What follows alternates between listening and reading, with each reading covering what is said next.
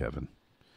I went and looked up the top 10 grossing WCW pay-per-views. I'm going to go through this list in descending order. I want to see how many you were a part of. I know the answer to this. But would you like to venture a guess before I count them down? How many of the top 10 grossing WCW pay-per-views you were on? I'll give you one hint. It's not 10.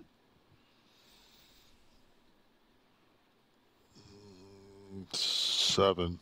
Okay, let's see. So number 6. 10. I'll say 6. You're going to say 6? All right. Number 10 was Starrcade 96.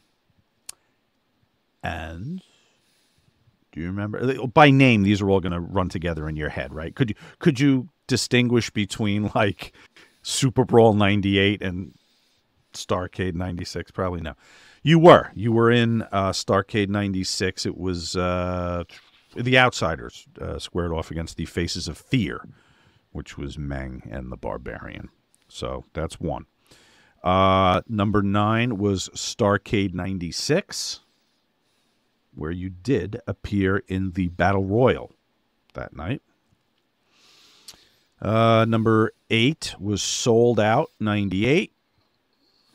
Yes, you fought the Giant. Halloween Havoc 97 is a no. Not sure why, but you weren't on Halloween Havoc 97. So who'd Scott wrestle? It was, let's see. Let's go to the videotape here. Scott worked twice. Is that when I had my fucking my marijuana brownie attack? Oh, maybe. Let me see. The main event was Piper and Hogan. And DDP Savage was just underneath that. Is Scott on the card? I have to check that. Let me see. Let's see if Steve beats me. Let's see. He's typing furiously. Don't worry about it. Don't worry about it. Go to the next one. You don't want to. Let's bring the entire show to a halt here. No, let's not. All right, Steve will have it, I'm sure. Let's go back. Let's see. So that was the first. Let's see. Okay, outside. Says no, here the Outsiders defeated the Steiner brothers. No, Steiner's was Super Brawl. Let me see. Uncensored 1998. Yes, you wrestled the Giant. Again. Super Brawl 98. Yes, that was Outsiders and Steiners. Starrcade 98. That was a big one. It was Goldberg. Yes. Super Brawl 99. Yes, you and Mysterio. Number 2, Bash at the Beach 98. Yes, you were ringside for Conan when he fought Disco. And then number 1, Starrcade 97. No. This might have been your brownie thing because I think you were scheduled for the Giant. You didn't have the match, but January you did in I guess that was Sold Out 98. Yeah, that was my so I was in 8 of 10, and it would have been 9 of 10. It would have been 9 without the brownies. If I wasn't involved in the cannabis brownies. Not bad. 8 out of 10. 8. We'll give you the 8.5 because you would have been part of that. Good odds. Mitch, that's right. We're in it for the long haul. Mitch McConnell had another little freeze up today. 10th Avenue. Someone kicked the plug once again. No. Yeah, we talked about this before the show, and if Biden had 2 45-second freeze outs in that same course of time, I mean, you'd never hear the end of it. No. And my whole This thing guy. with Mitch is, I mean, he's great. He's very good at what he does, and I don't want him to. But at the same time, man, it's like you got Tommy Tupperville making sure that we don't have any. Out of Alabama. Auburn. Yeah, the former Auburn football coach now making calls and making sure that we don't have generals in the positions. While World War III, I mean, how this guy has this power, how this guy hasn't at some point been pulled aside and said, "Dude, come on." Yeah, I saw a few vets talking about that on Twitter. They were like, "What the fuck?" It's just ridiculous. But the McConnell thing. I mean, we've talked about watching Biden going off script sometimes. The term limits for Congress is something that comes up from time to time, and you have to tiptoe around it because there have been people with their faculties at advanced ages.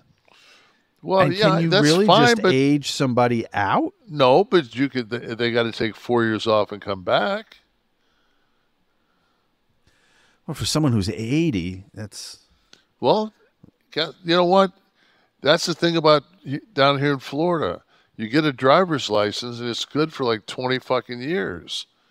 So you go get a driver's license, you're 67, you don't have to get another driver's license till you're 87, and you're wondering why some guys, you know, there's a clear-cut turn lane in the middle of Atlantic Boulevard, the beach road, and they're taking the left-hand turn from the left-hand lane across the turn lane, and you're going like, oh, Jesus. Like, yeah. and me and my wife, me and my wife do the same thing. We're like, what the? And we just wait until we pass them, and then they make me look like I dyed my hair that day. You know, it's they're just Mitch, it's Mitch in the car. Yeah, yeah. He's somebody 200 years old's on his way to the 4 o'clock early birder. Yeah, that's what people Do you people have say. Go ahead. I know Daytona is a pretty young city, like the north, the Daytona proper. But now a little further south by you guys, do you have like the retiree influx there, or is it still kind of a young? This building I'm in is, I mean, I just saw one of our board members died on the way up here in the elevator. It was on the. Did you have to step over him? No, it was a post. It was a lady. It's weird too because the last time we had a storm, I met her because I was like, me and T came up in the condo and they had those giant like dehumidifiers. And everybody's and I walked downstairs. I'm like, why do we have these? And she's like, oh, you have water. And I said, there's no water in my unit. I just was in my unit. There's nothing going on. So I just took them and put them out in basically the hallway where people, you know, they finally moved them because I'm like, but they got charged. You know, they had 2 different units. In every one of the 77 units, you know, getting charged a fee and just getting hosed by some, you know, service pro. Oh, the remediation Yeah. efforts. What's the median age of the condo development?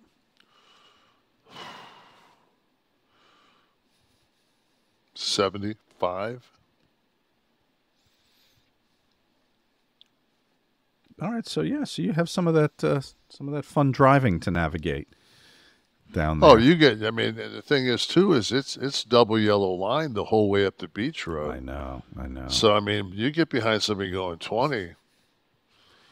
It's a If you get behind Mitch, You get behind Mitch Yeah. and 2 Amazon trucks, you're never hitting Ormond. No, that's and that's the whole thing. Is like, tomorrow I fly, and it's like it's a crapshoot. It's like what time do you leave? And you get to Daytona Beach Airport, and they've got 6 gates, two that are functioning, one with American, one with Delta. You've got a little tiny bar there, but I don't drink. So it's like, How long does it usually take you? I mean, depending Half on hour? what's going on. No, Yeah. I mean, I can do it in 20. I can do it in 45. It's like the intangibles. Like I said, all you need is, a couple of slow birds on the beach road. Right. If you take out your phone, they won't hack into your Google Maps account, and you can put the address of the goddamn airport, and it'll tell you how many minutes you're going to get there in. It's usually pretty accurate. Give it a shot tomorrow.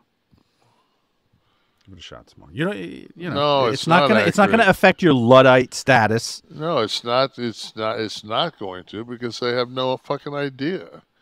They don't know who's in the CVS drive-through waiting to pick up their pills that's going to jump out in front of me on Ridgewood. That fucking app has At Bonneville. Yeah, at 88 Bonneville with the windows down. As I say, no, man, there's too many intangibles for